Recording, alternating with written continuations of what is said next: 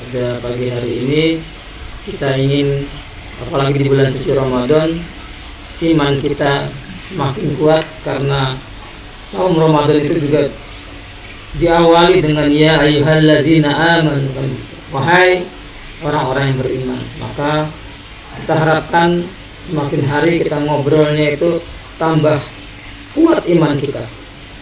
Berikutnya seperti biasa, karena zaman now ini agak sulit jauh dari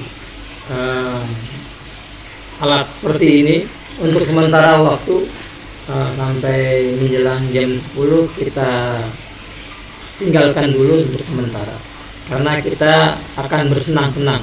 Apa kabar hari ini? Alhamdulillah luar biasa, tetap semangat, Allahu Akbar. Baik, seperti kami sampaikan di awal tadi bahwa hari ini kita memasuki saum hari ke-22. Semoga saum kita ini dimudahkan oleh Allah, diringankan oleh Allah, sebagaimana Rasulullah SAW menyampaikan, man soma Ramadana imanan wa ihtisaban ghufira lahu ma taqaddamat min dzanbi. Siapa yang saum bukan karena memang tiap tahun itu ada bulan Ramadan ya puasa begitu, bukan karena ikut-ikutan, tapi karena imanan, karena iman, dan wahtisaban, mengharapkan pahala dari Allah, kan begitu. Ghufira lahu ma taqaddamat min dzanbi, maka Allah akan ampuni segala dosanya. Dan begitu juga malamnya kita hidupkan dengan salatul lail, salat malam, salat tarawih, karena iman, bukan karena ikut-ikutan, karena temannya, tetangganya tarawih begitu. Maka dia ikut-ikutan, tapi di situ sesuai dengan hadis Rasulullah, man qoma, siapa yang berdiri untuk apa? Begitu. Berdiri untuk salat, bukan karena ikut-ikutan, tapi karena imanan, karena iman, dan wahtisaban, mengharapkan pahala yang berlipat. Di bulan Ramadan ini amalan sunnah jadi wajib, dan amalan wajib dilipat gandakan oleh Allah 70 kali lipat. Maka ghufira lahu ma taqaddamat min dzanbi. Semoga kita semua termasuk di dalamnya, bukan saum yang ikut-ikutan, karena iman. Baik, karena itu juga di ujung bulan suci Ramadan ini kita ingin menguatkan kembali iman kita, dan dengan iman itu kita harapkan ada buahnya, yaitu takwa. Takwa itu adalah intisalu awamirillah, menjalankan seluruh perintah Allah, wastinabu nawahihi, dan menjauhi seluruh larangan Allah.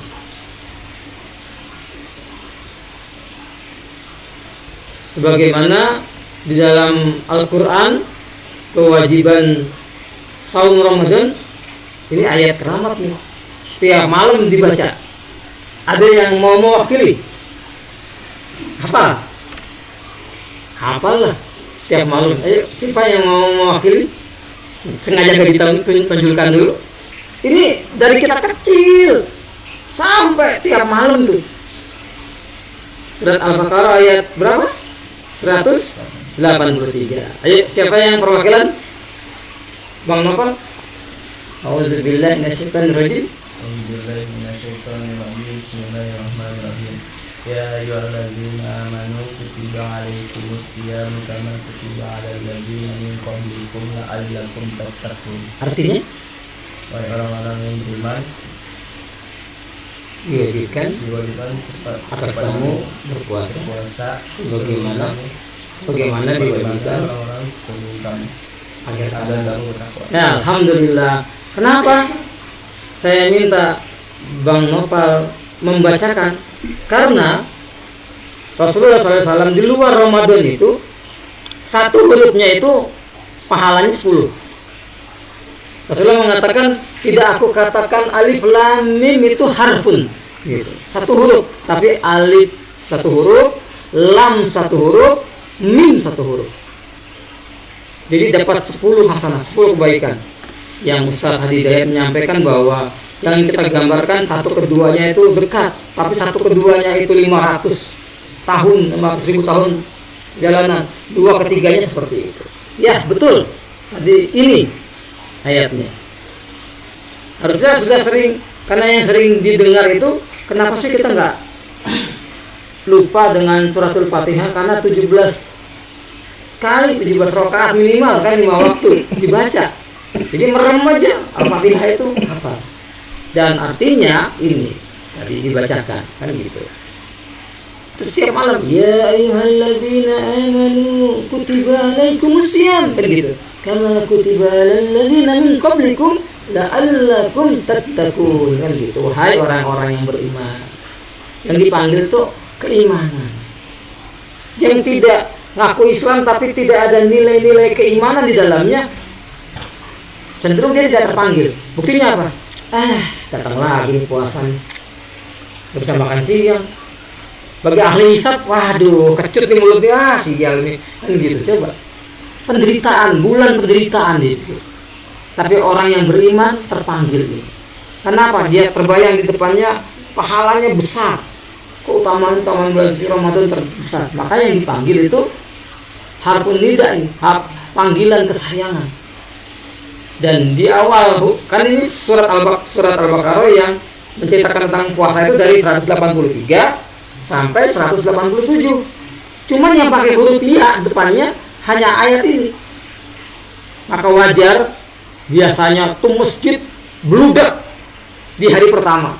Sampai teras, sampai DKM kami aja pernah bilang, wah kayak masjid kita ini yang udah gede begini 1M lebih belum jadi kan gitu. Sekarang udah gede ternyata.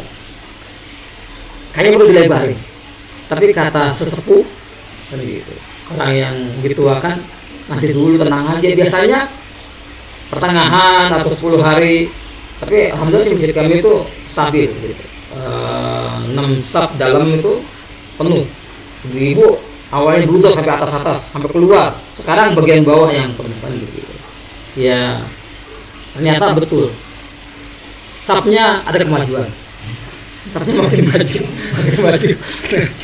Nah gitu ya. Jadi yang beriman yang hari, yang tidak beriman tidak hari. Kan gitu. Panggilan iman diwajibkan. Kutiba itu diwajibkan atas kamu berpuasa. Bagaimana orang sebelum kamu agar bertakwa. Maka apa sih iman itu? Nah ini dalam kitab apa? Nah Ibnu Majah bisa dibantu sebelahnya Bang Nopal. Ya boleh.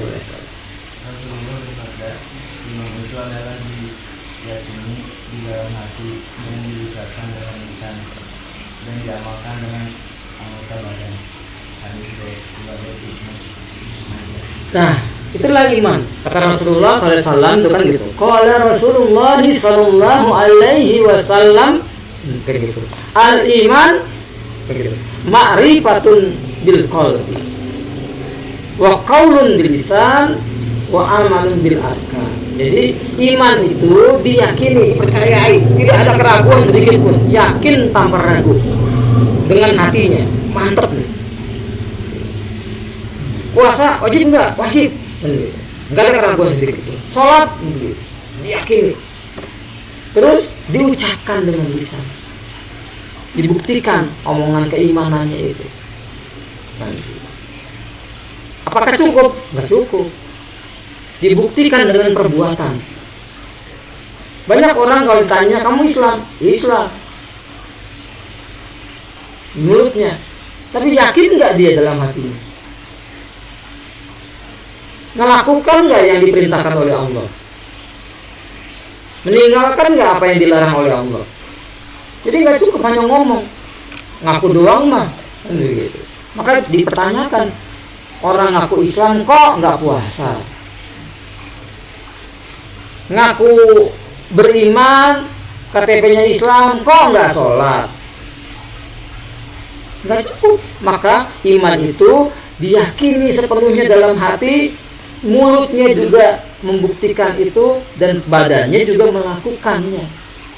Maka Ustaz Adi Hidayat menjelaskan dulu ada orang yang baru masuk Islam terus mengatakan saya beriman. Oh enggak. Nih beliau, mudah-mudahan kalau macet. Sukunya Quraisy. Qalatil a'rabu amanna. Datang sekelompok orang Arab Badui mengatakan kami telah beriman. Kul. Nah, ini perintah dari Allah untuk menyampaikan. Jadi kalau menemukan kul dalam Al-Quran, itu sekaligus penegasan dan pembuktian bahwa Al-Quran itu bukan kata-kata Nabi, tapi wahyu firman Allah yang diteruskan melalui Rasulullah SAW. Karena tidak ada orang bicara kalau dari pribadinya menggunakan katakan. Ya, saya ketemu Anda misalnya, mau kemana habis ini Ustaz Adi? Katakan, saya mau ke Jepang. Nggak ada ya? Nah, ketika ada kata katakan berarti ada yang memerintahkan kan? Ya. Qul lam tu'minu walakin qulu aslamna walamma yadkhulil imanu fi qulubikum. Katakan engkau baru formal berislam lewat lisanmu. Karena untuk formal berislam lewat kita lihat lewat lisan itu ungkapannya dengan kalimat syahadat kan? Nah, kalimat syahadat itu pembuka iman lewat lisan. Asyhadu an la ilaha illallah wa asyhadu anna Muhammadan Rasulullah. Maka yang diucapkan itu kalau benar akan tembus ke hati. Nah, karena itu nanti dikonfirmasi, bisa dicek getarannya lewat apa? Nanti lewat amal soleh pembuktiannya. Karena itu setiap panggilan beramal soleh itu pasti akan menggetarkan hati. Kalau ada iman. Contoh, Quran surah ke-8. Kita belajar konsep dasar dulu ya, supaya memahami sebelum masuk ke inti materi. Quran surah ke-8 Al-Anfal ayat kedua. Innamal mu'minuna alladzina idza dzukirallahu wajilat qulubuhum. Sungguh insan beriman yang sejati itu kalau imannya sudah sampai ke dalam hatinya. Cirinya jika disebutkan nama Allah. Penyebutan nama Allah itu biasanya panggilan kepada amal soleh. Nah itu nanti ada konfirmasi getaran dalam hatinya. Wajilat qulubuhum, ada getaran konfirmasi dalam jiwanya. Yang paling gampang begini, ya, ajakan atau panggilan kepada amal soleh yang disebutkan nama Allah itu diperdengarkan di telinga kita, ya setiap hari. Itu kan dalam adzan ya. Adzan itu kan panggilan apa? Salat kan? Salat amal soleh kan ya? Baik kan? Nah, panggilannya lewat salat disebut dengan adzan, jamak dari kata udhun. Udhun itu telinga. Disebut dengan adzan karena lafaz ini akan sampai kepada orang yang punya pendengaran, yang masih punya telinga. 24 jam dia diperdengarkan dalam perputaran waktu di bumi. Karena itu waktunya beda-beda. Ya, antara tanah kusir, ya jangankan dengan tanah suci, dengan tanah abang aja kan beda kan? Ya. Ada perbedaan, kenapa? Karena nanti kalau kita riset itu 24 jam terus diperdengarkan. Nah, ketika adzan dikumandangkan, Allahu Akbar, Allahu Akbar, orang yang punya iman itu pasti ada getaran, ada konfirmasi. Minimal ada bisikan dalam hatinya, sudah adzan. Pernah merasakan itu nggak? Nah, itu tandanya sudah sampai ke hati. Nah, kalau yang belum punya iman atau imannya belum sampai ke hati, cuma di lisan, ya cuma mengatakan saya juga muslim syahadat, ya di KTP saya juga Islam, tapi belum sampai ke dalam hatinya. Itu getarannya nggak akan terkonfirmasi, walaupun mengaku muslim. Allahu Akbar, kecilin dikit. Nah, padahal muslim misalnya. Nah, yang seperti itu di era Nabi sudah ada ayatnya.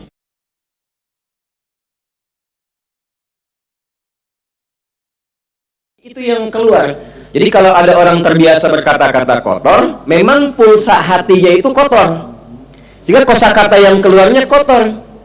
Tapi kalau hatinya baik, maka semua ekspresi yang tulus keluar dalam bagian tubuhnya itu pasti mengarah pada kebaikan. Jadi setiap segala yang bersumber dalam hati itu butuh pembuktian. Dari mana taunya ibu sayang kepada anak? Ketika dipangku, dirawat, disayang, ya, kemudian diberikan yang terbaik, kan ada ekspresi. Ekspresi itu disebut dengan amal. Ya? Karena itu sering saya nasihatkan kepada para perempuan yang belum menikah, kalau ada laki-laki mengatakan aku mencintaimu, jangan percaya. Jangan percaya. Karena cintanya baru di lisan. Ya. Katakan cinta itu seperti iman. Tidak cukup diungkapkan di lisan. Tuliskan namaku di buku pernikahan kita berdua. BPKB ya, buku pernikahan kita. Ya, bikin status tuh. Baik.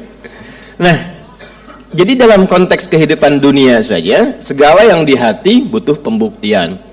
Dan nanti pembuktian itu menunjukkan parameter kekuatan apa yang ada dalam hati itu. Semakin dia optimis, semangat, rajin melakukan, ini menunjukkan tekad yang ada dalam jiwanya itu kuat. Demikian pula dengan iman. Seseorang yang mengatakan saya beriman kepada Allah, dari mana taunya imannya kuat? Maka bisa dilihat dari pembuktian perbuatannya. Dalam bahasa Arab, perbuatan itu disebut dengan amal. Perbuatan yang didorong oleh iman disebut dengan amal soleh. Jadi kalau tanpa iman, amal saja namanya. Kalau tanpa iman ya, itu amal saja, nggak disebut soleh. Contoh, bapak kerja nih, ada CSR, dijadikan untuk bangun jalan misalnya. Ya, tapi standar bangun jalan saja, nggak peduli mau dipakai apa misalnya. Walaupun itu baik, itu tidak disebut soleh, itu amal namanya. Ya, ada di era Nabi, dikonfirmasi oleh Sayyidah Aisyah radhiyallahu taala anha dalam satu riwayat, dikonsultasikan, ya Rasulullah, si fulan itu orang baik, sering dia menyumbang, dermawan, sering bantu, tapi dia belum beriman. Jadi perbuatan baiknya tidak didorong dengan imannya. Kan ada yang belum beriman yang suka bantu orang ya, kasih sembako misalnya kan, ada musibah dia kirimkan tenda juga. Nah, apa statusnya di hadapan Allah? Maka turunlah Quran surah ke-25 Al-Furqan di ayat ke-23. Dan di situ disebutkan amalnya tapi tidak disebutkan salehnya. Wa qadimna ila ma 'amilu min 'amalin faj'alnahu haba'an manthura. Maka jika ada orang berbuat baik tidak didorong oleh imannya dan jadi perbuatan baik dalam konteks dunia, maka dengan keadilan dan keagunganku, kata Allah, aku akan balas itu pun di dunia dengan cepat. Adilnya Allah dibalas. Tapi karena sifatnya dunia, maka balasannya dunia. Kalau perbuatan dunia dibalas akhirat, Allah tidak adil. Tapi karena Allah maha adil, dibalas di dunia. Apa balasannya? Dia diapresiasi, ya kan? Disenangi orang sekitarannya, karirnya meningkat. Itu dunia, hukum dunia yang berlaku.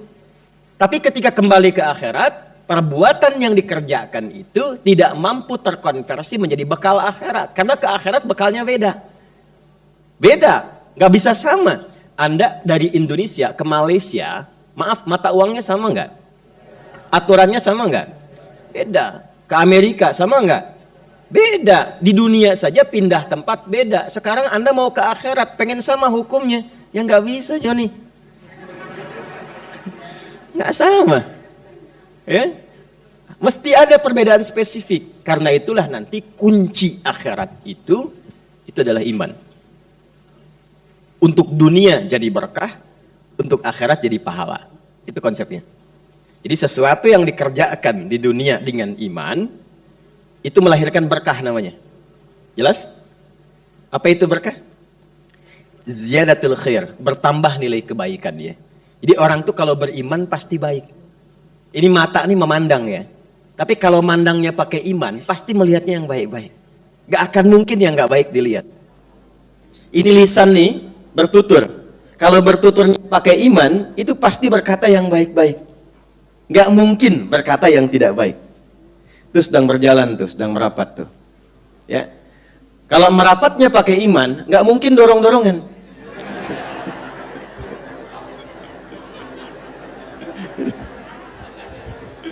Iya, kan ada ayat merapat kan?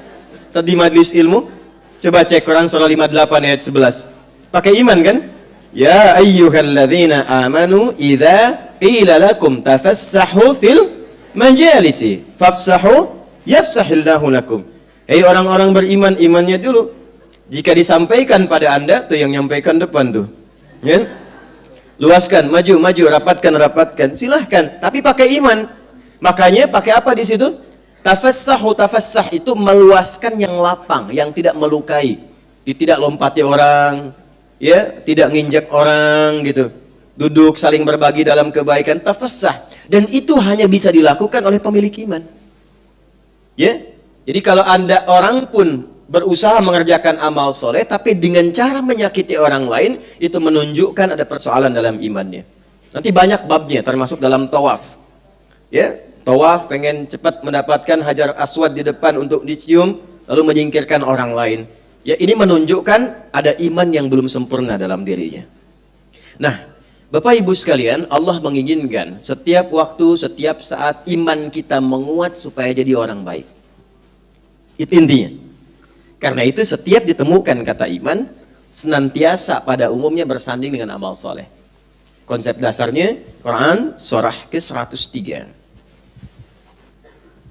Wal 'asr, innal insana lafi khusr, illa alladhina amanu wa amilus salihat.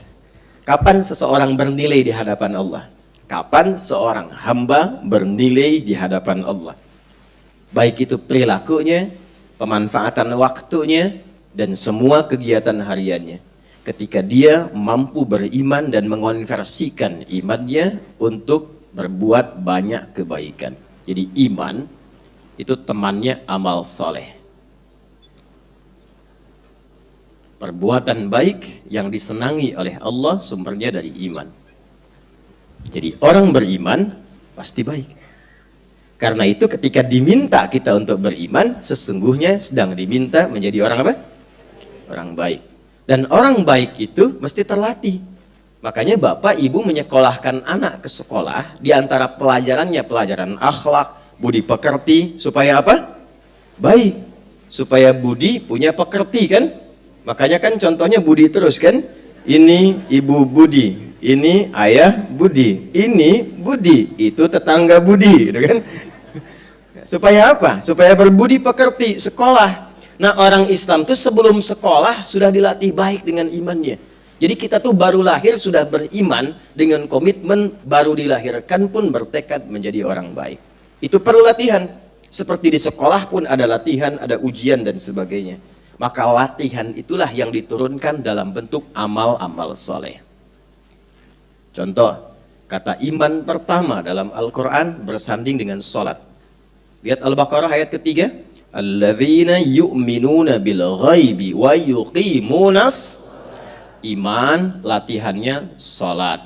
Salat mendidik kita selain menguatkan iman juga membentuk karakter yang baik sehingga orang yang benar salatnya pasti baik perilakunya.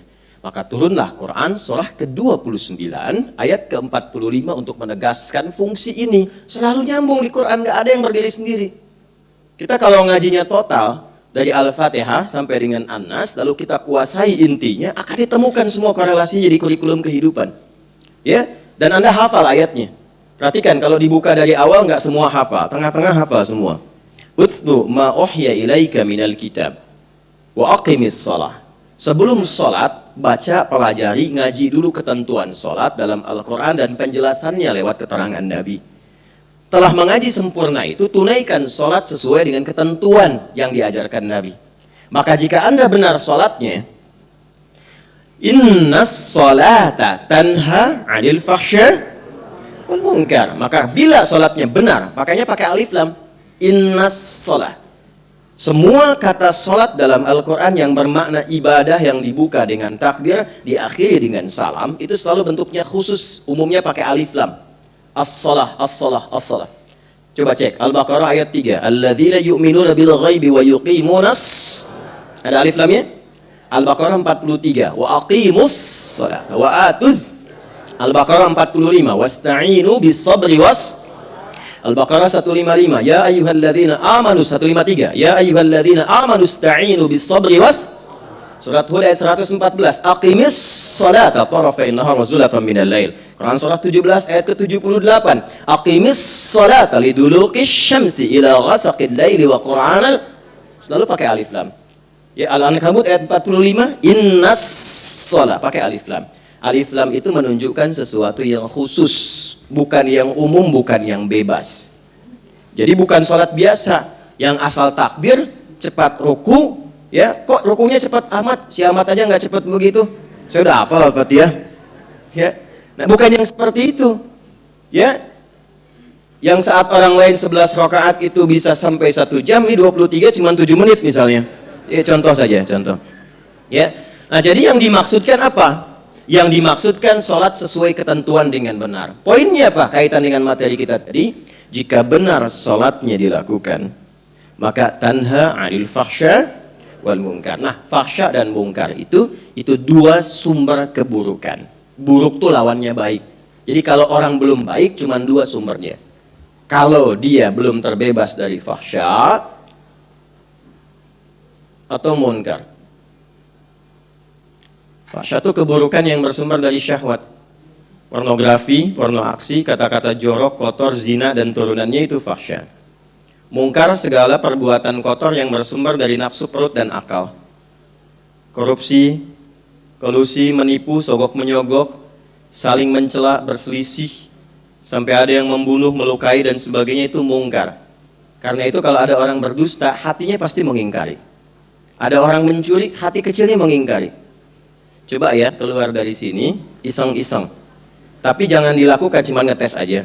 Ya. Keluar pakai sendal orang lain. Begini aja dulu, gitu. Jangan diterusin, begini. Untuk mengecek, hatinya pasti akan mengatakan, walaupun cuma coba-coba, hatinya mengatakan, itu bukan punya kamu. Ya. Nah, itu ciri khas dari hati itu begitu. Nah, sholat kalau benar dikerjakan, semakin sempurna sholatnya, semakin banyak sholatnya, semakin bagus sholatnya, maka dia akan merubah karakter seseorang menjadi pribadi yang baik. Itulah sebabnya kenapa sholat itu amal pertama yang diberikan oleh Allah kepada Nabi sepulang dari Isra Mi'raj sebelum amal-amal yang lainnya. Itulah sebabnya kenapa anak-anak saya, anak bapak, anak ibu, saya tidak katakan anak kita ya, kalau anak kita, anak saya dari sisi saya gitu ya. Itulah sebabnya kenapa anak-anak yang pertama dilatihkan pada mereka usia 7 tahun itu sholat kan? Ya kan? Ya, bila 10 tahun belum masih malas, belum semangat dia, maka berikan pelajaran yang membuat dia mengerti apa manfaat dari sholat itu. Kenapa dari awal itu sholat? Supaya anak tumbuh jadi baik. Itu rahasianya. Ya, sekarang anak sekarang sudah advance, baru TK sudah manasik gitu. Sudah rukun kelima ya. Nah, jadi sepanjang pembicaraan saya ini mengantarkan pada pembahasan bahwa kalau Allah minta kita beramal soleh, itu tujuannya satu, supaya meningkatkan iman, supaya kita menjadi orang baik. Semakin banyak kebaikannya, pasti semakin bahagia hidupnya. Dan semakin tinggi kebaikannya, semakin sukses jalan karirnya. Jangan dikira orang baik gak sukses, pasti sukses. Nah, kesuksesan dan kebahagiaan bila disatukan, itu bahasa Arabnya disebut dengan falah namanya. Karena itu ketika kita sholat, ya, maka panggilannya sholat dan falah. Silahkan cek, hayya 'alas shalah, setelah itu hayya 'alal. Nyambung semua kan? Dalam setahun, kita diminta oleh Allah untuk berevaluasi diri. Sudah baik belum? Jangan-jangan ingin ke surga, tapi bekalnya masih belum baik. Dan yang paling hebat, jangan-jangan cita-citanya surga Firdaus bersama Nabi lagi kan? Nah, contoh paling gampang begini, siapa yang ingin ke surga? Tuh, yang ingin ke surga Firdaus bersama Nabi? Nah, ini pelakunya tuh. Sudah cukup bekalnya. Itulah sebabnya, alhamdulillah, itulah sebabnya dalam konteks ikhtiar itu Allah memberikan kita peluang untuk mengakumulasikan semua jenis amal soleh supaya dilatih di satu waktu. Dan latihan itu bukan sehari 2 hari. Latihan itu dijadikan sebulan penuh, karena dengan sebulan itu biasanya mendorong kepada jiwa untuk terbiasa menerimanya. Anda kalau ikut training dalam sebulan, dikasih makanan kerupuk dengan kecap, kerupuk, kecap, kerupuk, kecap. Disingkat capruk. Ya. Saya di pesantren makannya capruk, kecap, kerupuk, dan telur 1/4. 6 tahun loh Pak. Ya, 6 tahun. Anda coba itu, 30 hari saja. Ibu hidangkan untuk suami capruk. Apa ini mah? Capruk. Kok tumben? Kata Ustadz. kasih 30 hari. Hari ke-31 ganti dengan ayam tempe, kecap kerupuknya hilangkan. Saya tanya, apa pertanyaan suami ibu ketika menerima itu di hari ke-31? Mana caproknya? Ya kan? Kenapa? Karena ada kebiasaan yang terlatih dalam sebulan. Maka saking sayangnya Allah kepada kita, cara bacanya demikian. Jadi kalau kita membaca amal soleh itu sebagai jalan yang Allah berikan untuk membuat kita lebih bahagia, maka menerimanya itu nyaman. Sebagian umat Islam menerima amal soleh yang jadi ibadah itu sebagiannya sebagai beban memahaminya. Karena itu pelaksanaannya itu kurang motivasi. Kok belum sholat zuhur kan sudah azan? Iya, tapi kan masih 2 jam lagi. Ya, baru azan, belum qomat. Pernah ada begitu? Nah, ini pelakunya kan?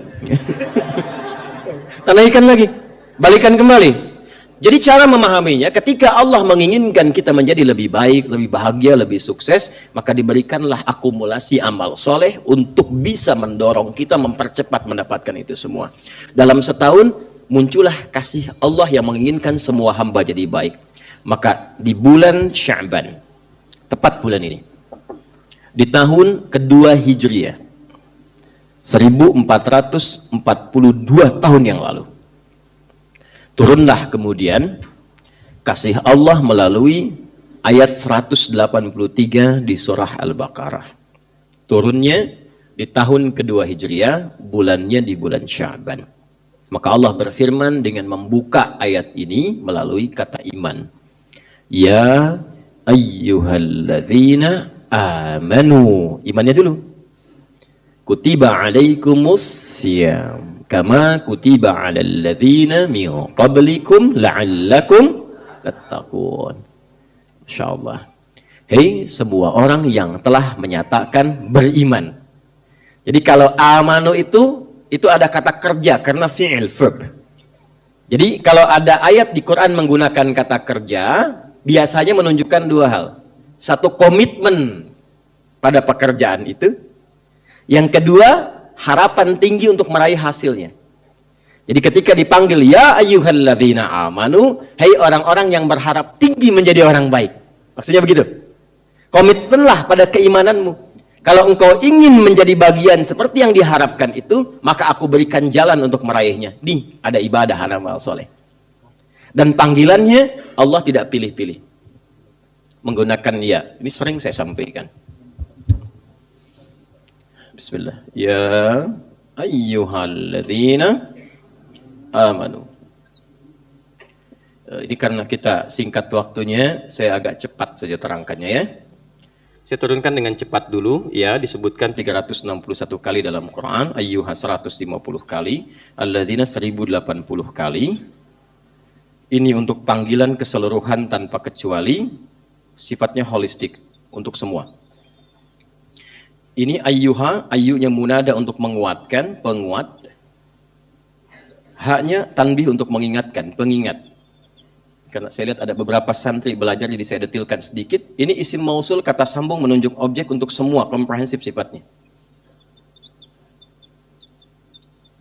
Saya ingin tunjukkan betapa dahsyatnya huruf yang menyulam Quran sampai mu'jizatnya terbukti dalam kehidupan kita. Ya, itu huruf panggilan bagi semua jarak, tanpa kecuali. Dalam bahasa Arab namanya nidaul qarib, nidaul mutawassit, nidaul ba'id. Huruf memanggil dalam bahasa Arab ada 14. Tapi yang digunakan di Quran cuma 1, ya. Jika ada yang dipanggil dengan ya, ini menunjukkan panggilan itu mencakup semua tanpa kecuali dan tidak dibedakan.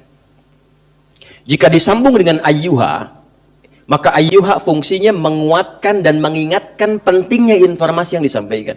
Saking pentingnya, jangan sampai terlewat. Alladzina itu menunjuk pada semua, mau laki-laki, perempuan, besar, kecil, tua, muda, sepanjang masuk kualifikasinya. Jelas? Bila disanding dengan kata iman, itu artinya dalam panggilan ini disampaikan Allah tidak membedakan tingkat keimanan kita semua. Jadi tidak peduli apakah imannya sedang lemah sehingga merasa jauh dari Allah. Kan iman lemah itu merasa jauh dari Allah kan? Dipanggil sholat, kadang-kadang masih terlambat, itu iman lemah, kan? Subuh 4.35, dia bangun 5.34, kan? Nggak ada perasaan bersalah gitu kan, tapi masih mau sholat.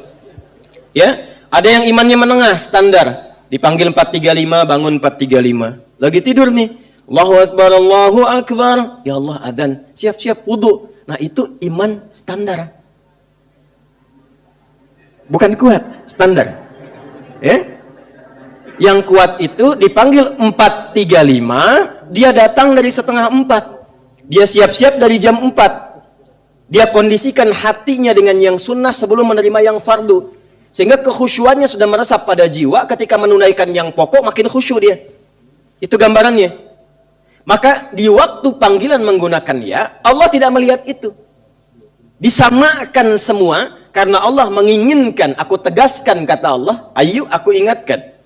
Jika engkau mampu menunaikan apa yang aku berikan saat ini, aku jadikan yang jauh semakin mendekat, yang menengah semakin lekat, yang dekat semakin mendekat kepada Allah Subhanahu wa taala.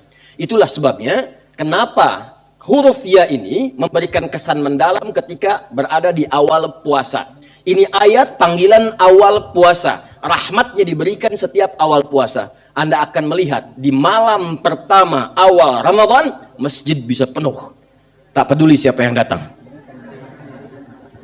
Silakan cek, bahkan yang jarang ke masjid pun bisa saf pertama.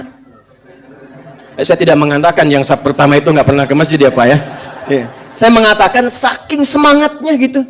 Ya, ibu sholat fardu itu yang jarang ke masjid karena ada keperluan di rumah misalnya. Nanti Ramadan Bu, untuk mengejar tarawih yang sunnah itu bisa berlomba menyimpan sajadah. Ada kapling-kapling nanti tuh. Simpan. Ya kan? Dan itu cuma awal Ramadan. Cuma awal Ramadan, karena pembukanya ini pakai ya, pembuka awalnya. Kan ayat Ramadan satu paket, 183 sampai 187. Pembukanya pakai ya, makanya di hari pembukaan Ramadan semua bergerak. Cuman problemnya, apakah rahmat yang Allah berikan di awal Ramadan ini dipertahankan sampai akhir enggak? Itu problemnya. Karena enggak semua orang itu nanti memiliki kesamaan visi. Kalau dia enggak siapkan dari awal, ini bisa problem. Dan problemnya klasik, tiap tahun terjadi. Ini An-Nur nih ya, masjid ini aja. Nanti awal Ramadan penuh sampai belakang tuh. Pertengahan bisa terjadi kemajuan. Maju sapnya. Ya kan? Betul ya? Ini udah diingatkan setiap sebelum datang Ramadan, tapi kejadian lagi ya. Ya kan? Nggak salah, nggak boleh kita menyalahkan. Yang jadi problem adalah apakah ada visi berkelanjutan yang sifatnya kontinu sampai akhir mempertahankan rahmat Allah itu. Boleh jadi kan sholatnya nggak di sini, mungkin di tempat lain kan bisa jadi ya. Tapi hal yang paling penting kita garis bawahi, Allah sudah turunkan rahmat di awal Ramadan, bawa dan pertahankan itu sampai akhirnya. Jelas? Baik. Sekarang itulah sebabnya kenapa ayat pembuka ini turunnya di bulan Sya'ban. Itu rahasianya. Ini yang mau saya bahas ya. Jadi yang tadi muqaddimah, sekarang inti bahasannya.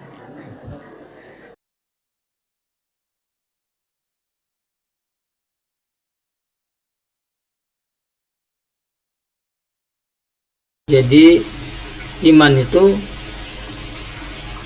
dengan diiringi dengan amal soleh nggak bisa keluar. Ke atasin dulu, jarinya nggak bisa keluar. Baru bisa keluar ya. Kalau tidak dengan amal soleh itu, amalan itu hanya untuk di dunia, kan di akhirat nggak kepake.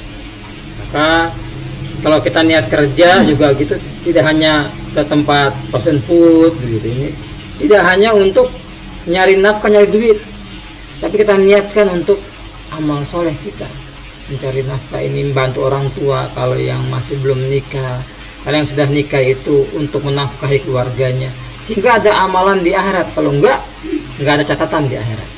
Nah, berikutnya ini kelanjutan dari suratul Baqarah ayat 183, habis 184. Nah, ini ayatnya. Allah berfirman, a'udzubillahi minasyaitonirrajim, bismillahirrahmanirrahim. Ayyaman ma'dudat.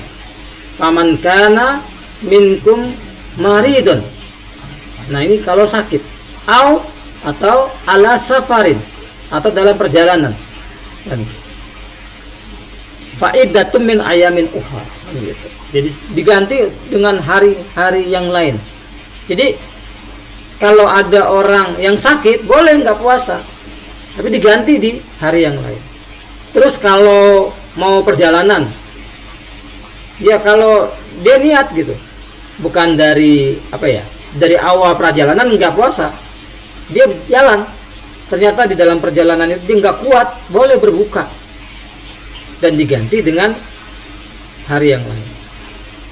Begitu juga bagi orang yang pekerja batu tuh, ngaspal, bikin bangunan, kan kerjaan saya siang-siang nih, panas.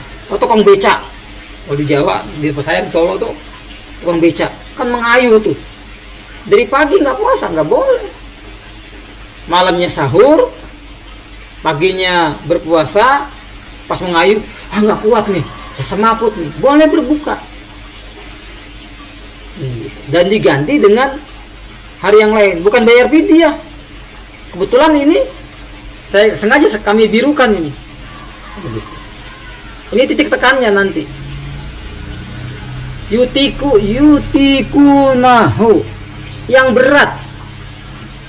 Yutikunahu itu untuk orang yang sakit menahun, sakit, atau saya sebenarnya iri sama Kodoronya. Apalagi lihat ibu masih ada, saya sudah nggak ada dua-duanya. Atau orang tua kita sudah sepuh,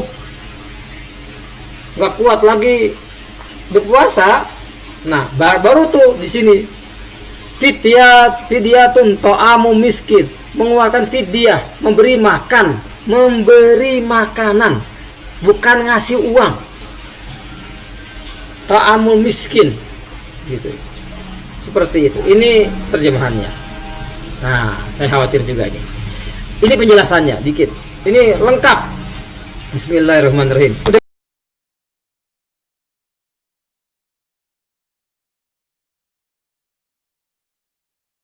Assalamualaikum warahmatullahi wabarakatuh.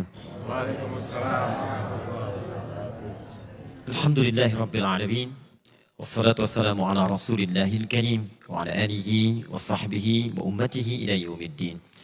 Mirsa Trans TV dimanapun Anda berada dan saudara-saudariku, kita bermohon pada Allah Subhanahu wa taala semoga seluruh ibadah kita dan puasa kita diterima oleh Allah Subhanahu wa taala. Hari ini kita akan belajar sesuatu yang sangat spesial. Jika di pertemuan lalu kita telah bahas tentang kasih Allah kepada dua golongan yang diperkenankan boleh berbuka selama Ramadan dan dia wajib mengganti setelah Ramadan, maka yang sekarang kita akan bahas adalah satu golongan spesial yang diperkenankan oleh Allah bahkan tidak perlu puasa selama Ramadan dan tidak usah mengganti setelah Ramadan, tapi dia diperkenankan oleh Allah untuk mengganti setiap puasanya dengan memberikan makanan pada orang-orang miskin. Kita mulai dengan Quran surah kedua Al-Baqarah ayat 184. Ya, paling kiri sebelah atas di mushaf. Golongan ini disebut oleh Al-Quran dengan orang-orang yang sulit berpuasa selama hidupnya. Ya, wa 'alal ladzina yutiqunahu fidyatun ta'amu miskin. Ada orang-orang yang kata Al-Quran, kalau dia puasa itu sulit. Kata tokoh seakar dengan kata yakah. Ya kayak kerah yang terlampau sempit. Jadi kalau mau dipakai itu seakan orang yang pakai terasa tercekik. Ya seperti orang yang mohon maaf. Misal divonis secara medis tidak mungkin berpuasa. Misal karena lumpuh. Ada orang yang karena koma gak bangun-bangun. Ya ada di Timur Tengah sekarang seorang perempuan sudah 25 tahun koma. Baru setelah itu bangun. Maka orang semacam ini, kata Al-Quran, boleh dia selama masa Ramadannya tidak perlu berpuasa dan tidak usah diganti setelah selesai Ramadan. Cukup setiap hari dia tidak berpuasa, maka keluarkanlah ganti penebus dengan memberi makan seorang miskin. Satu orang miskin. Ini yang dinamakan oleh Al-Quran dengan nama fidyah.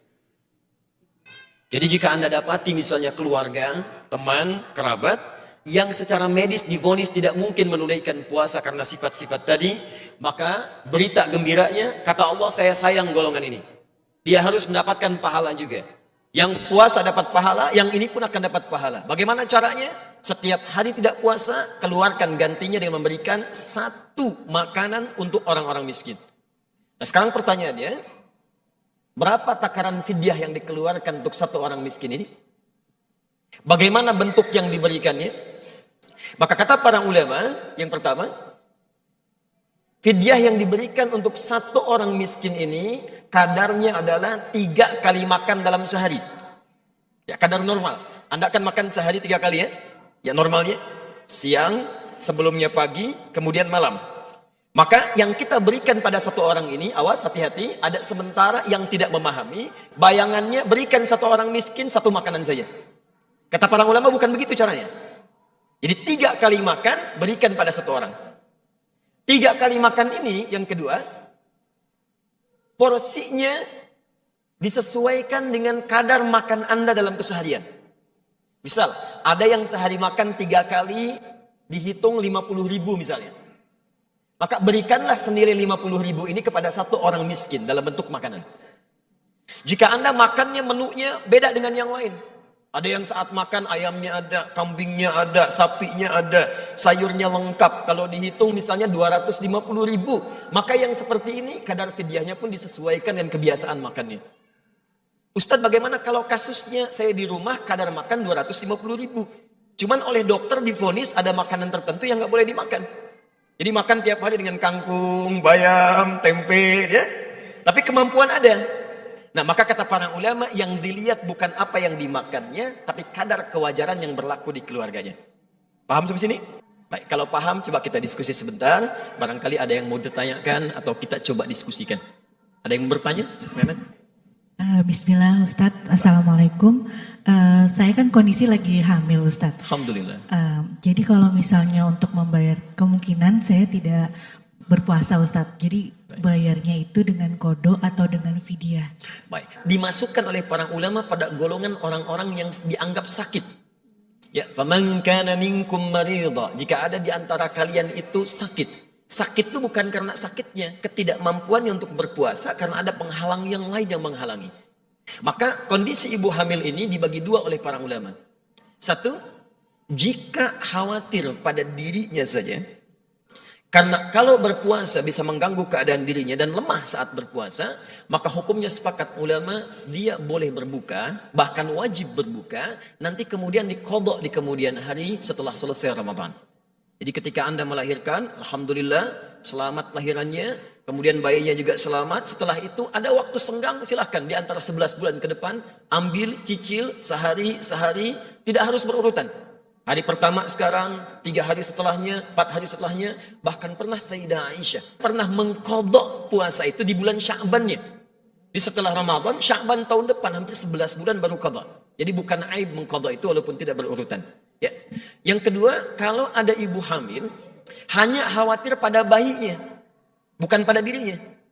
Jadi khawatirnya pada bayinya, saya sanggup puasa, cuman khawatir bayi saya ini dalam kondisi lemah dalam kandungan. Maka yang seperti ini kata para ulama terbagi 2 pendapat. Ya, pendapat yang pertama mengatakan tetap qadha saja. Ya, tetap qadha saja. Yang kedua mengatakan qadha dan fidyah. Qadha dan fidyah karena sebetulnya ibu itu bisa puasa, tapi yang dikhawatirkan keadaan bayinya. Maka berlaku baginya qadha sekaligus ditambah dengan fidyah. Di antara 2 ini pendapat yang terkuat, ibu cukup kemudian tunaikan qadha di kemudian harinya. Saya ulangi, tunaikan qadha di kemudian harinya karena akhir ayat 184 mengatakan wa antasumu khairul lakum in kuntum ta'lamun. Kalau engkau mendahulukan qadha untuk berpuasa, maka itu lebih baik karena nanti ada peningkatan-peningkatan amal lain yang tidak dirasakan hanya dengan mengganti fidyah saja. Jelas di sini? Ada yang bertanya? Ustadz, Ustadz, bismillah. Assalamualaikum Ustadz tadi. Assalamualaikum. Ya, saya mau nanya, apakah boleh kita bayar fidyah sekaligus 1 bulan? Nah ini kata para ulama, kalau bicara boleh dan tidak, boleh diperkenankan. Selama orang itu divonis tidak mungkin puasa. Tapi yang terbaik adalah, akan lebih bagus kalau fidyah itu diberikan secara berkala setiap harinya dari waktu-waktu Ramadannya. Apa manfaatnya? Kata para ulama ada 2. Yang pertama, supaya terus melahirkan rasa kenikmatan dalam ibadah. Coba Anda bayangkan, kalau misalnya sesuatu dirapel sekaligus, bukankah keesokan harinya tidak ada perasaan kita untuk memberikan amal soleh? Tapi kalau sekarang kita berbagi, begitu orang diberikan, tiba-tiba orang itu berkata, ya Allah Pak, terima kasih Ibu, mudah-mudahan Bapak disembuhkan penyakitnya, mudah-mudahan dimasukkan ke surga, mudah-mudahan disehatkan keluarganya. Maka perasaan itu memberikan kesan tersendiri pada jiwa. Besoknya kita berikan lagi orang yang berbeda, dia mendoakan lagi. Dikata para ulama, pemberian bertahap itu cenderung melahirkan amal soleh yang baru yang bisa menguatkan kepada jiwa. Dan yang kedua, kata para ulama, akan lebih baik diberikan secara bertahap, karena boleh jadi berlakunya fidyah itu sesuai dengan kadar puasa yang belum tentu orang itu bisa menunaikannya selama sebulan. Bagaimana kalau hari ke-12 misalnya sesuai ajalnya dia wafat. Hari ke-13 kemudian misalnya dia wafat. Sehingga supaya tidak membebani keluarga yang di rumahnya, cukup dikeluarkan setiap harinya supaya sesuai dengan kadar kebutuhan pengganti puasanya. Saya kira jelas di sini ya. Baik. Ada yang lain? Assalamualaikum Ustadz. Assalamualaikum. Saya dari Kebayoran Residen. Masya Allah. Mau nanya Pak Ustadz, kalau seandainya kita bayar fidyah boleh nggak dengan uang? Baik. Ganti dengan uang. Baik. Di sini hampir bersepakat para ulama mengacu pada Quran surah kedua ayat 184. Karena bahasa ayatnya menggunakan kata makanan, Bu. Ya wa 'alal ladzina yutiqunahu fidyatun ta'amu miskin. Bagi orang-orang yang divonis tidak mampu puasa karena keterbatasan fisiknya, maka berikan makanan pada orang miskin. Hampir semua ulama sepakat untuk memberikan fidyah ini akan lebih baik dengan menggunakan bentuk makanan dibandingkan dengan uang atau sejenisnya. Jadi kalau kita kemudian berikan uangnya, khawatirnya uang itu tidak menjadi makanan. Ada yang jadi pulsa, ya. Pak Ustadz lapar nggak ada masalah daripada kehilangan pulsa. Ya. Ada yang kemudian diberikan rokok, Pak, itu yang bahaya. Bagaimana Ustadz, apakah perokok akan masuk surga? Ya silakan ke surga, nanti ngambil apinya di neraka. Baik, jadi akan lebih baik menggunakan makanan, berikan sesuai porsinya, belikan dulu oleh ibu, bisa dalam bentuk makanan jadi, itu lebih baik, atau dalam bentuk sembako untuk makanannya. Itu sah dilakukan. Jelas ya? Ada yang lain? Silakan. Assalamualaikum warahmatullahi wabarakatuh, Pak Ustadz. Nama saya Nadia. Saya ingin bertanya, jadi di dekat rumah saya itu ada orang yang kurang mampu atau orang miskin. Nah, dia sudah tidak mampu lagi untuk berpuasa dan secara fisik dan secara materi juga tidak mampu untuk membayar fidyah. Bolehkah saya membayarkan fidyahnya? Barakallahu fikum. Baik. Tidak mampu itu dibagi dua. Secara materi, ada fakir, ada miskin, itu berbeda. Orang fakir itu memang orang yang sudah tidak mampu berusaha dan tidak punya kemampuan menghidupi dirinya. Miskin punya kemampuan berusaha, tapi hasil usahanya tidak bisa kemudian mendorong hidupnya atau memenuhi kebutuhan hidup yang dia perlukan. Nah, jika Anda dapatkan kondisi seperti tadi, baik di fakir ataupun di miskin, untuk fidyah pun tak mampu dia berikan, maka boleh kerabatnya bersedekah kepada dirinya. Dengan sedekah itu dia berikan kepada bagian fidyahnya, maka berita gembiranya hadis Muslim, nomor hadis 1389, dua nomor dengan 1402. Hadisnya berbeda redaksi tapi isinya serupa.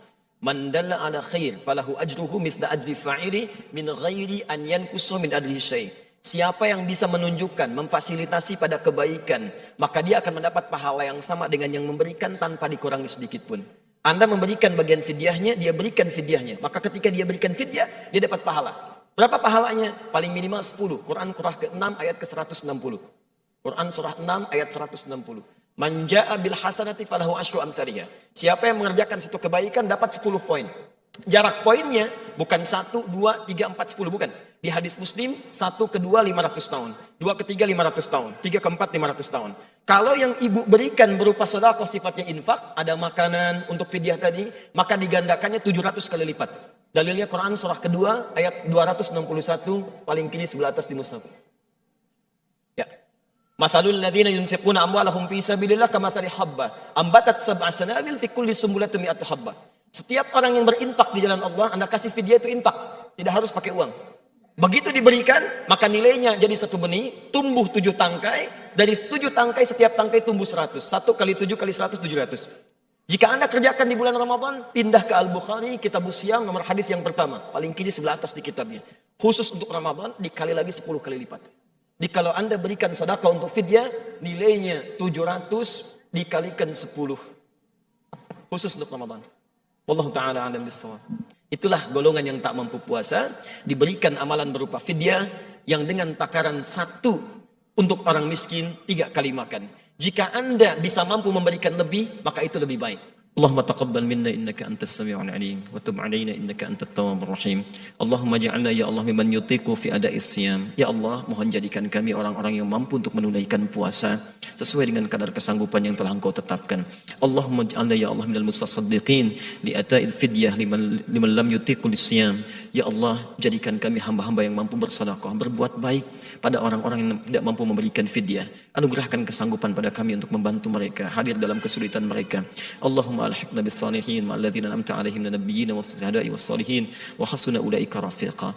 Ya Allah, jadikan kami termasuk hamba-hamba-Mu yang baik yang bisa menyatu di surga bersama para nabi, para orang-orang baik, orang-orang jujur dan orang-orang yang wafat di jalan-Mu ya rabbal alamin. Rabbana atina fid dunya hasanah fil akhirati hasanah wa qina adzaban nar. Taqabbal minna fi hadzal hadi asyar ya Allah. Taqabbal minna wa illam taqbal lana falakunanna minal khasirin. Kami telah berikhtiar dan kami mohon terima amalan kami. Jikapun Engkau tidak menerimanya, maka kami akan termasuk orang-orang yang rugi di hadapan-Mu. Bifadlika subhana rabbika rabbil izzati amma yasifun wa salamun alal mursalin wa akhiru da'wana alhamdulillahi rabbil alamin. Assalamualaikum warahmatullahi wabarakatuh. Oleh Allah di ujung tentang rangkaian ayat-ayat tentang saum tadi beliau sampaikan dari ayat 183 sampai 187. Di sini Allah mengingatkan kita, wa antum akifuna fil masajid, sedangkan kalian beriktikaf di masjid. Ingat, ini 10 malam terakhir. Rasulullah Sallallahu Alaihi Wasallam itu beriktikaf 10 malam terakhir. Karena kata malaikat Jibril, Lailatul Qadar itu turun di 10 malam yang akhir. Ini kita sudah di tanggal 22. Nanti malam 23 malam ganjil. Dan biasanya malam ganjil, tapi jangan ngancem. Kira malam ganjil penuh. Besok genap enggak. Nah, begitu penuh. Ini tuntunan dari Rasulullah bahwa Nabi Muhammad SAW melakukan iktikaf pada 10 hari terakhir Ramadan. Sampai kapan? Sampai beliau meninggal, sampai wafat. Ini kata istri beliau yang Humairah itu. Siapa? Aisyah. Yang pipinya kemerahan. Bukan ketok yang istri. Bukan pakai Aisyah, tapi memang apalagi tambah malu. Tambah merona pipinya. Nyempluk bahasa Jawanya. Jadi setelah meninggal maka dilanjutkan oleh istri beliau. Ini hadis yang disampaikan oleh Aisyah. Maka dari itu Rasulullah mengencangkan ikat pinggang. Maksudnya apa sih? Menjauhi istrinya. Kan begitu. Tidak berhubungan malamnya. Jadi walaupun berhubungan itu ibadah kan gitu. Tapi untuk ini mengejar Lailatul Qadar. Lailatul Qadar itu jangan kreatif ya, jangan kreatif. Jangan 1000 bulan dibagi setahun. 1000 bulan terus setahun berapa sih? 12 dibagi 12. 1000 dibagi 12 dapatlah 83 tahun, 333. Ada yang mengatakan 83 tahun, 4 bulan gitu kan ya. Itu keliru. Karena ayatnya gitu. Lailatul Qadar itu khairun min alfi sahrin. Lebih baik dari 1000 bulan. Bukan sama dengan 1000 bulan. Kenapa sih Al-Qadar ini turun begitu? Ini saat itu Rasulullah bercerita. Ada umat Bani Israel itu namanya Sam'un Al-Ghazi. Dia itu pejuang 1000 bulan itu siang harinya berjihad, malam harinya ibadah. Menantang orang kafir. Enggak bisa dikalahkan. Maka istrinya masih kafir. Istrinya dirayu akan dikasih duit banyak. Asal bisa membunuh suaminya. Coba, bahaya kalau punya istri kafir. Akhirnya apa? Saya gimana? Dikasih rantai. Malam-malam berantai dengan rantai. Siapa yang rantai saya? Tanya saya kan gitu. Kenapa? Saya ingin menguji kehebatan. Rantai itu gak ada apa-apanya. Lepas. Diikat lepas semua dengan segala macam cara kan begitu. Kata Samuel Fauzi ini, saya nggak bisa dibunuh. Saya nggak bisa diikat kecuali dengan rambut saya. Rambutnya panjang gitu kan. Malam pas itu dipotong rambutnya sama istri yang jahat ini, diikat, dan memang nggak bisa lepas. Jadi panggil orang kafir, dibunuhlah, terbunuhlah gitu. Dan istrinya berpesta pora dan yang lain dengan izin Allah, karena ini wali Allah, kekasih Allah, dikembalikan tubuhnya. Apa yang diinginkan gitu. Nah ini kita bisa baca. Nah ini asbabun nuzul, sebab turunnya ayat. Jadi nggak setiap ayat ada sebabnya. Kalau kita buka suratul Falaq dan An-Nas itu ada sebabnya. Kalau ada orang yang kena guna-guna, ada yang dijahatin begitu, bacain surat Al-Falaq dan An-Nas. Gitu. Karena apa? Ya ini hati-hati nyampein surat Al-Falaq dan An-Nas sebab turunnya. Jangan sampai bilang Rasul saja. Rasul saja kena guna-guna. Rasul, hati-hati. Saat itu rambut Rasulullah diambil oleh orang Yahudi, diikat, ditaruh di bawah itu di bawah sumur. Maka turun malaikat Jibril di bagian kepala dan malaikat Israel di bagian Mikail. Jibril dan Mikail. Kata yang satunya di bagian kaki, ini rambutnya diambil, diikat. Maka di dalam surat Al-Falaq itu ada simpul-simpul, buhul-buhul. Saat diambil, dibacakan Al-Falaq sekali, An-Nas sekali, maka terlepaslah simpul itu.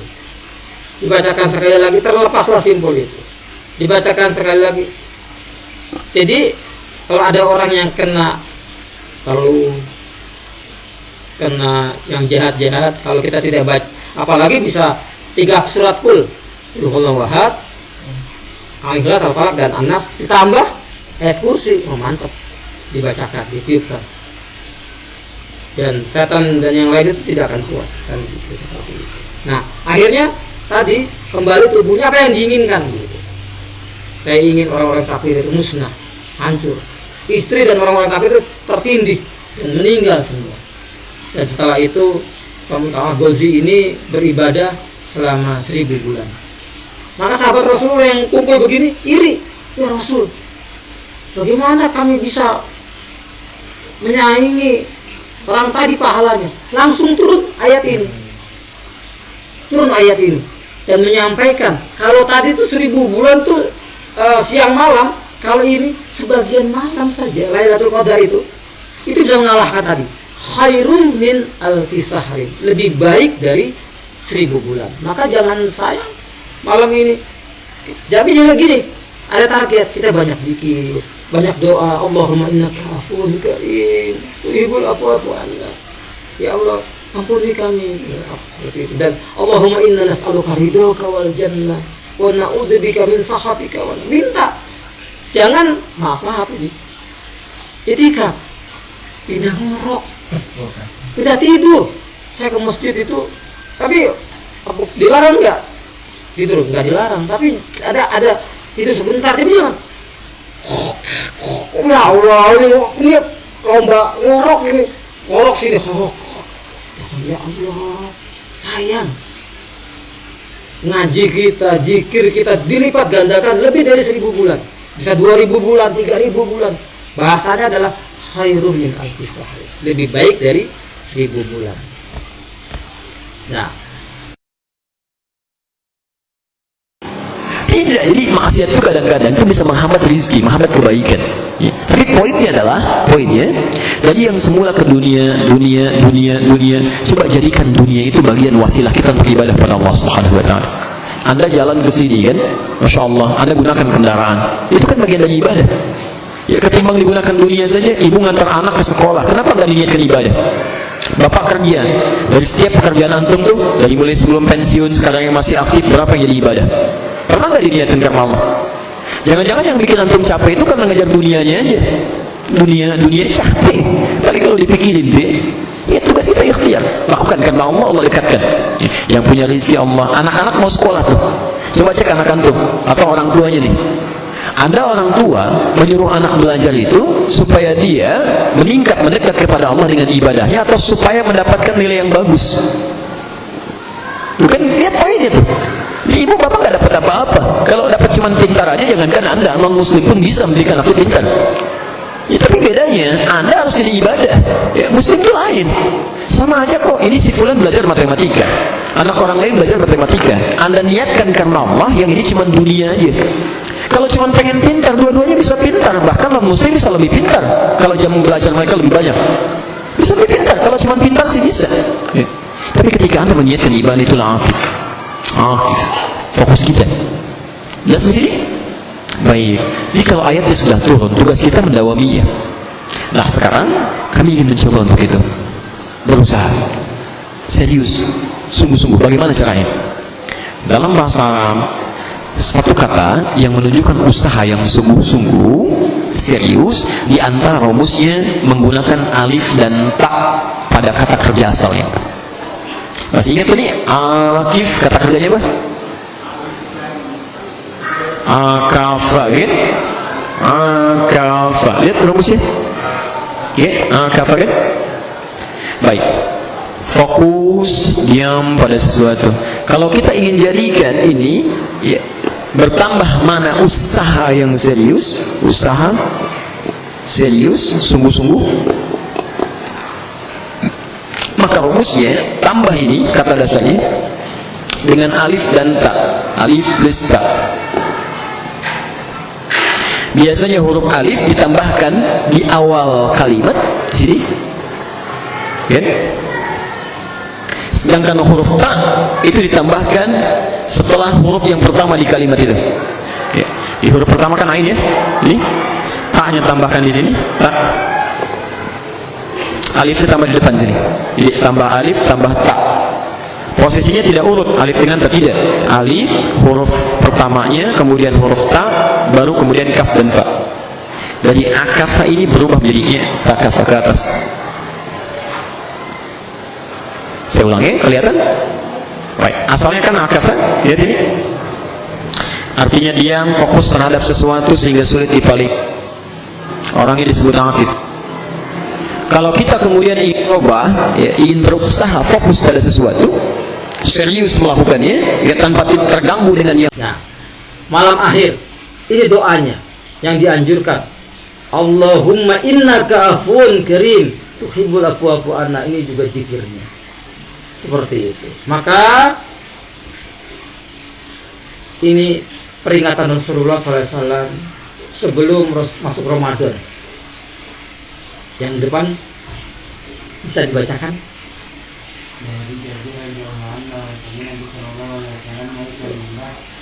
Ketika beliau naik ke mimbar, iya, anak tangga pertama, kedua dan ketiga beliau mengucapkan amin. Lalu para sahabat bertanya, wahai Rasulullah, kami semua mendengar engkau berkata amin, amin, amin. Beliau menjawab, ketika aku menaiki tangga pertama, Jibril datang kepadaku dan berkata, Allah seorang hamba yang mendapatkan bulan Ramadan, namun dosanya tidak diampuni. Maka aku pun berkata amin. Kemudian Jibril berkata, celakalah seseorang hamba yang tidak. Ayo yang ganti yang lain belakangnya. Dai. Ayo dai. Ayo kencang deh, lantang deh. Minus belakangnya lagi deh. Beliau menjawab, lanjut. jika aku mau naik ke tangga pertama, Jibril Kedua. datang kepadaku dan berkata, cobalah Belakangnya bagi. seorang hamba yang Ada hiburan. hiburan jabatan, namun Ayo, enggak kan, semangat kan. diampuni. Maka aku pun berkata amin. Heeh. Amin kan? Iya. Kemudian dari negatif dia Jibril berkata, celakalah seorang hamba jika mendapati kedua Orang tuanya tidak. orang tuanya masih hidup Namun keberadaan kedua orang situasi tidak membuatnya masuk ke dalam surga. Aku pun berkata, amin. Kemudian dia juga berkata, celakalah seorang hamba jika namamu disebutkan di hadapannya, tapi dia tidak berselawat untukmu. Muka aku pun maka aku pun berkata amin. Hadis riwayat Zaimah, ya sudah ya, baik. Ini luar biasa. Coba bayangkan, yang turun dari langit, panglimanya malaikat paling tinggi, malaikat Jibril, mengatakan celakalah coba orang yang mendapati Ramadan, tetapi dia itu Ramadan itu tidak bisa menghapuskan dosanya. Padahal di bulan Ramadan itu ampunan dosa tidak hanya siang, tidak hanya malam, siang dan malam. Pahala dilipat gandakan, yang sunnah jadi wajib, yang wajib jadi dilipat gandakan 70 kali lipat. Bahkan bau mulut kita ini wangi apa bau? Bulan puasa baunya nggak enak, tapi di sisi Allah lebih wangi daripada misik dari minyak kasturi. Di sisi Allah ya, jangan apalagi bintang. Di sisi manusia bau, tapi di sisi Allah paling wangi. Coba pahalanya gimana? Terus kata Allah lewat Rasulnya, man soma Ramadana imanan, siapa yang puasa di siang hari tuh karena iman, wati sabar, diampuni dosanya. Apakah hanya siang, malamnya juga.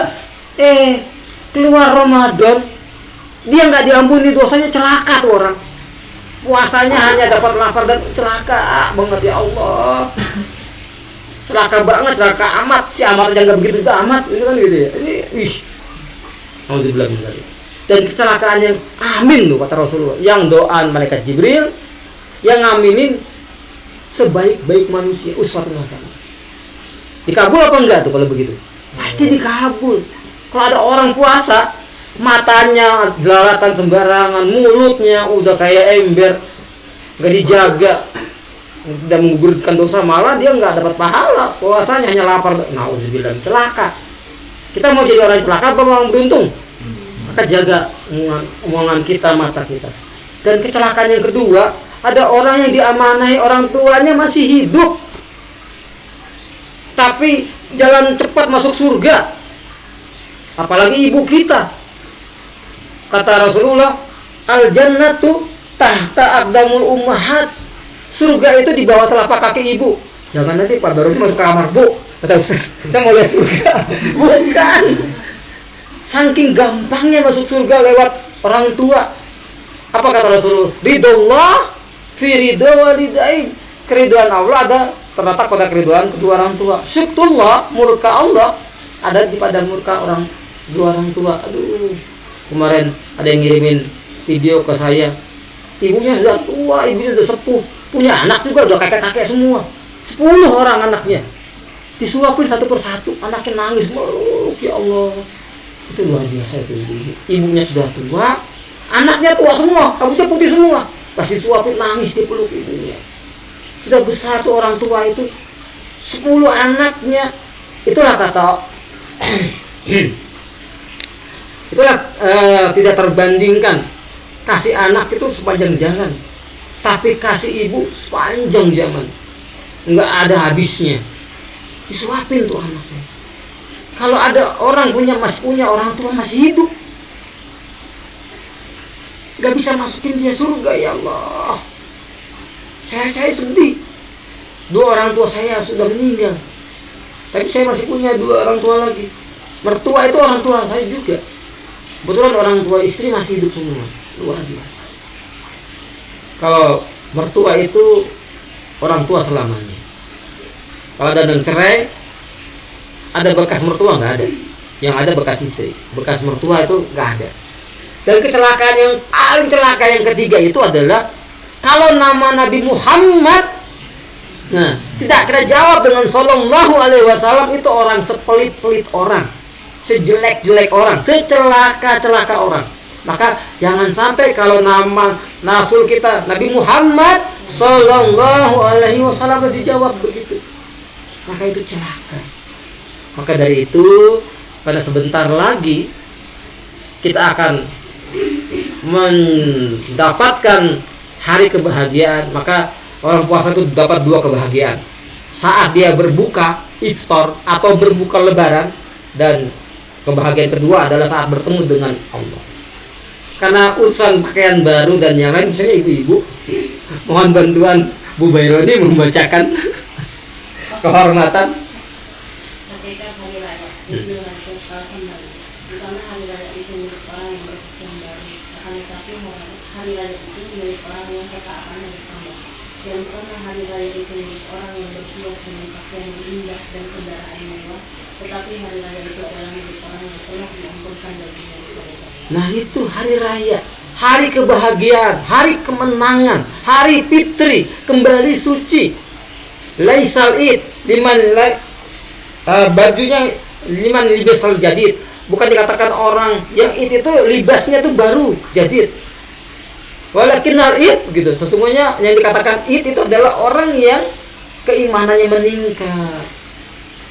Ingat namanya Syawal, ya. Syawal itu kalau sekarang ini memang panasnya luar biasa. Memang biasanya seperti itu. Ramadan membakar dosa. Panasnya luar biasa. Membakar. Maka seperti itu tuh. Bukan menghias rumah, tapi dia dosanya. Maka Syawal itu artinya meningkat. Kalau sekarang gara-gara Ramadan kita rajin ke masjid, maka setelah Ramadan jangan musuhan sama masjid. Kosong lagi itu masjid kan kembali. Maka Allah mengingatkan kita semua itu ajaran Islam itu enggak ada yang sulit. Allah berfirman tuh, yuridullahu bikumul yusra wala yuridu bikumul us. Allah menghendaki kemudahan bagimu, tidak menghendaki susah. Ajaran Islam itu enggak ada yang susah. Salat paling husuk 5 menit. Salat sehari berapa kali? 5 kali. 5 kali 5 berapa?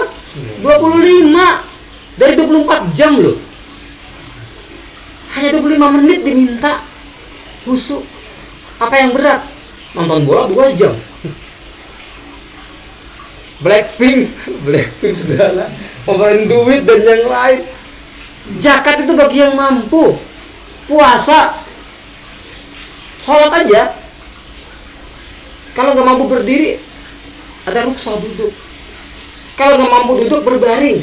Kalau nggak mampu berbaring dengan isyarat Allahu Akbar. Kalau nggak mampu dengan begini, dengan mata Allahu Akbar. Kalau mata juga nggak bisa isyarat, wah udah deh. Anda disolatin tuh. Kan begitu. Jadi seperti itu puasa. Jadi nggak ada yang berat untuk menjalankan aturan Allah itu. Bukannya butuh kemampuan, tapi mau apa tidak. Tapi melanggar larangan Allah itu, wah minuman itu mahal. Sampai ada yang nggak kuat, spiritus dicampur Fanta atau Sprite dicampur autan, lewat sekalian kan begitu. Saking mahalnya. Jadi semua itu mudah. Mudah-mudahan kita tidak merasa berat menjalankan ibadah ini. Maka semua itu pilihan kita. Kita mau jadi orang soleh apa orang salah, mau beramal baik sama amal buruk, maka kita niatkan semua ibadah kita tuh untuk meraih amal soleh, meraih ridha Allah, meraih pahala Allah. Karena banyak ngomong, banyak salah. Ada kemungkinan di Ahad depan itu sudah Lebaran. Namanya lidah tak bertulang. Mohon dibukakan pintu maaf yang sebesar-besarnya. Kami mengucapkan mudah-mudahan kita mendapatkan orang yang dikatakan di Suratul Baqarah ayat 183 itu menjadi orang yang bertakwa, kembali fitrah sebagaimana kita dilahirkan oleh ibu kita ke alam dunia tidak membawa dosa.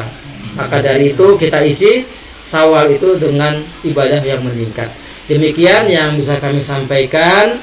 Pesan, dosa jangan ditambah, sudah stop. Taubatan nasuha, iman jangan dikurangi, meningkat terus. Mudah-mudahan, karena ini parah nih, pikirkan sudah terganggu, mau mudik kemana? Kadang Ramadan tuh udah pesan tiket habis, Kan begitu. Bawa orang mudik itu biasanya bawa bekal banyak. Kan begitu. Tapi dia pikir mudik ke kampung halaman, ternyata bisa mudik ke akhirat. Hati-hati itu. Ada bekal apa kita untuk mudik ke akhirat kita? Kan gitu. Kalau pulang pasti senang semua. Tadi gitu. Tadi dipanggil pulang oleh Allah hari ini, siapa yang mau?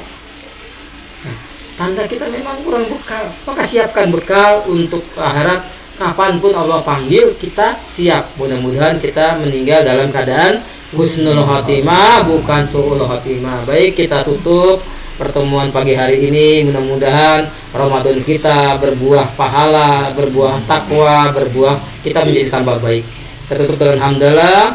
Namanya majelis yang tidak dipimpin oleh Rasulullah. Kami jauh dari kesempurnaan, tidak luput dari salah dan dosa. Kita juga beristighfar dan kita tutup dengan doa kafaratul majlis sama-sama. Alhamdulillahirabbil alamin. Astaghfirullahalazim. Subhanakallahumma wa bihamdika asyhadu an la ilaha illa anta astaghfiruka wa atubu ilaik. Kurang lebihnya mohon maaf. Wassalamualaikum warahmatullahi wabarakatuh. Iya, baik, kami mengucapkan selamat bekerja dan semangat dalam bekerjanya.